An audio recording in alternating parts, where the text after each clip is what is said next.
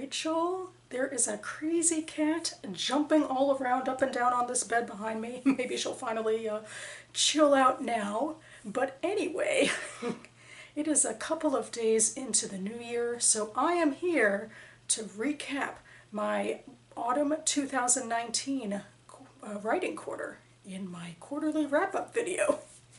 I try to keep these things scheduled and to the point, so here we go. Starting with my autumn quarterly overview, well, of course, the big thing in writing in any autumn quarter will be NaNoWriMo. But first, I thought I might just touch briefly on something that happened in October. I went to an event sponsored by the Maryland Writers Association. They brought in literary agent Donald Maas to give a day-long writing workshop on the emotional craft of fiction, which also happens to be the theme of his book that I bought there. I still haven't read this yet, but I really feel like I should get to it soon. And today, of all days, I was listening to an Old Word Nerds virtual write-in, and they were taking prompts out of this book, so I'll link that down below. But the workshop itself was a really great experience, and I felt like it opened my mind a lot to what works in describing emotion in fiction. My big NaNoWriMo achievements were writing the first act of a brand new project, my first real fantasy project. Technically, I didn't finish Act 1 in Nano, but it is finished now. And as per my usual rebelling, I also did a lot of other writing projects and felt very productive. This particular NaNoWriMo rebellious goal setting really works for me. I'm proud of everything, and I'm also excited and nervous for my fantasy project, tentatively titled A Song of the Wanderers. I'm also happy with the way that my NaNoWriMo vlog videos worked out, and unwriting related for the most part, but I'm glad that I also was able to do other bookish content throughout the month.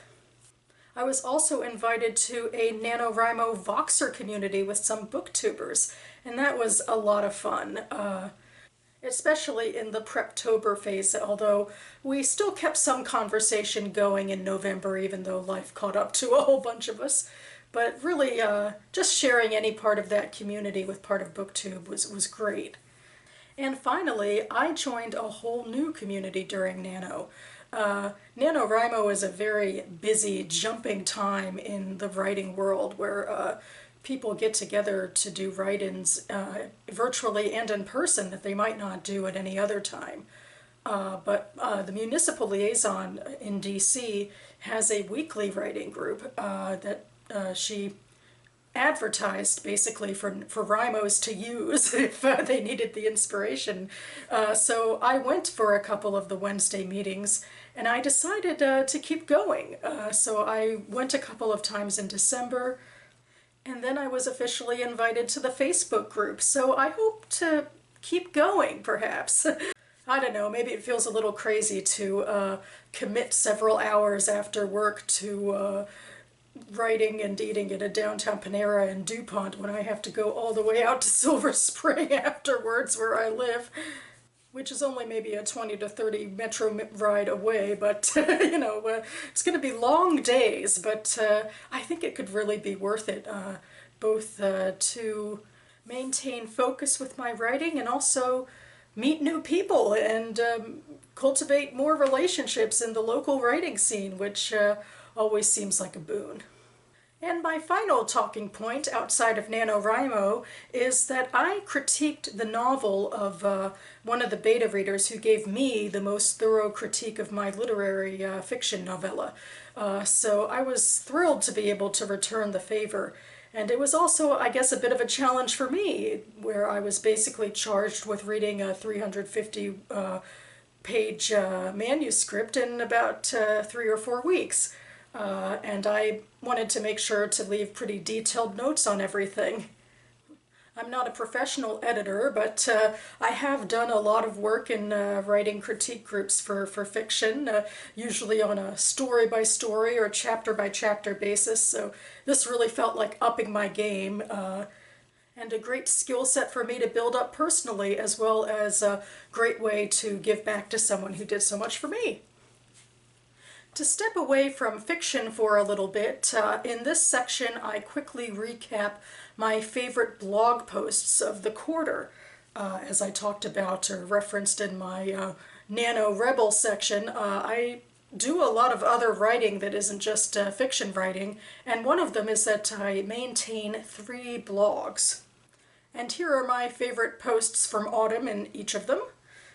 In Jewish DC, where I chronicle Jewish events happening in the DC area, during November I went to see the Ethiopian film Fig Tree at my local JCC's new theater space, which was pretty cool on its own to be able to have a small little theater space in the JCC.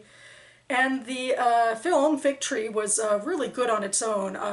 It was about a Jewish family trying to immigrate to Israel during the Ethiopian Civil War, when young boys were snatched off the streets and forced into the army. And the main character also wanted to try and get her Christian boyfriend out of the country as well, which of course would mean disguising him as a Jew to get him into Israel in this case. And it was an interesting way of telling the story because, like a lot of foreign films, it was somewhat of a minimalist affair, but I think it had a little bit more of the Hollywood dramatic flair than is the usual, partially because of the subject matter, I suppose, but also I think because of some of the filming choices. I really liked it. My Hava's Footstep blog is about Jewish culture and pop culture, things that catch my fancy in those areas, either together or apart. And I think my strongest post of the quarter is my HBO Autumn 2019 lineup, where I talked in depth about a lot of the shows I'd been watching recently on HBO. But I think I gave them a rather compact and compelling little summary, so I just like how it all turned out. And finally, in my reading and writing blog just recently, I did a Prepping for the BookTube Prize 2020 post. If you've watched some of my other videos, you might know how excited I've been about the BookTube Prize ever since Robert at Barterhorn started it last year. And this year I'm an official judge, and before starting any of my duties, I just figured I would go into one of the best of posts that was cropping up all throughout December and try to look at some of the most hyped books that might make the long list, and some of the ones that I read, and give my feelings on them, just to, you know, keep sharing the love really about the BookTube Prize. Anyway, now Robert sent us the preliminary lists that we have to whittle down into long lists for fiction and nonfiction. Not everything I thought has made those lists, but there's a lot of fascinating stuff on there. I'm excited to see what we'll ultimately be reading this year. Okay, back to fiction. I have my Autumn 2019 Goals Recap. This was a quarter where I divvied everything up month by month, hopefully trying to make it easier for myself. So let's see. The first goal was Preptober, which is the NaNo word for October now. It's about creating a snowflake outline for my fantasy project, and technically I did this. I'm going to call it a win, even though it didn't exactly work out the way that I thought it would. I thought I would just stick to the snowflake outline, but instead I added in aspects of the Save the Cat 15 beat sheet. And really, when it comes to outlining, it's all about what works best for you, not sticking to something that doesn't. So I made a viable outline generally, broadly for the entire story, and then specifically for Act 1. And I thought it worked out pretty well. Goal number 2 was to take place in NaNoWriMo 2019, my Sweet 16 Nano, because I've been doing this forever, it seems like, and I did it! And I have all the videos to prove it, and I've already rambled on about it long enough. But sadly, I must now step out of the sun and talk about goal number 3, which was to return to the Shiz Gets Real Corners revision in December for the final chapters, and that did not happen. So guess who's joining us in the new decade? Shame. Shame. Shame. She's too familiar a face, alas, but she won't keep me down for long. Because now I come to the final part of this video where I talk about my Winter 2020 Quarterly Goals announcement. Here are my goals for the first quarter of the 2020s. Number 1 is, well, to reprise my number 3 from last time, the Shiz Gets Real Corners revision, the final chapters.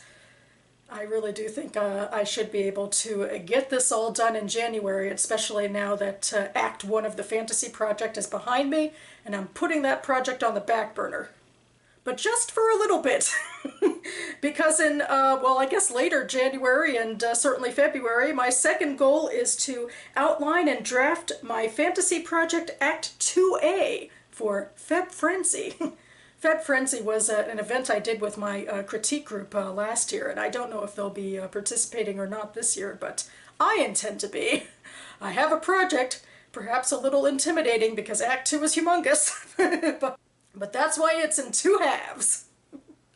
And finally, my goal number 3 stays with the Fantasy Project, and it is to keep submitting chapters to my critique group, and also, most especially, to keep editing them afterwards. Starting, I suppose, with Chapter 1, which I got critiqued early in December.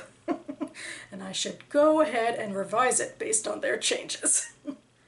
I've gotten a little behind with that in the past, and I'm particularly bad at toggling between my 2 projects, the literary fiction novella and the fantasy project. And I don't know if I will be doing any more editing of said fantasy project until I finish the edits of the corners. So that's my first priority, I guess. And luckily, editing the corners should be a bit of a cinch, except for that one chapter I have to rewrite. So that about covers it for me now. You can find links to my blog posts and other things I've talked about in this video down below. Missy has indeed calmed down and now is giving me looks off camera. I guess that's my cue to wrap this up and officially enter the new quarter of my writing goals. I hope all of the rest of you author tubers are entering 2020 with optimistic, hopeful goals to take you through the year or the quarter as may be. This quarterly schedule really works well for me. Even if I see a lot of septuaginella, I think ultimately I've gotten a lot done throughout the couple years I've been doing this, and I'm excited to bring it forth into the new year and the new decade. So thank you so much for watching, everyone. Keep writing, and I'll see you next time.